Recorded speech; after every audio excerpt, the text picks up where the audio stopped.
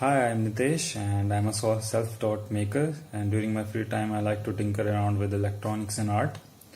But I wish I was taught electronics back when I was still in high school. But generally in India, these schools, even in cities, they don't teach STEM curriculum. And forget about schools in rural areas and remote areas. So to teach the rural kids the STEM education, I took the initiative as a part of a conference called Hill Hacks, which happens every year in Himachal, in Dharamshala. It's a northern state under the foothills of Himalayas.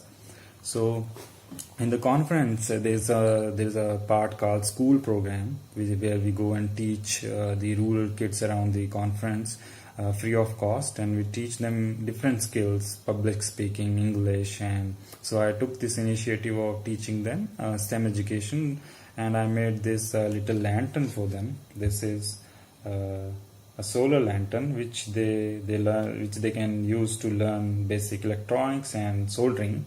So it works on solar power. It charges during the day, and when the sun comes out, it automatically switches off.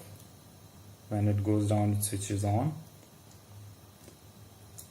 And to make it more fun, I added a stable multi-vibrator to blink the LEDs to make it more fun for the kids to learn soldering and basic electronics.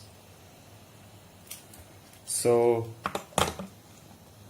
we do this conference every year in the month of May during summers. And last year we taught around 50 kids from local Tibetan school and some 40 localites as well. And this year we are planning to do it at a much bigger level, and probably more than 100 kids this time.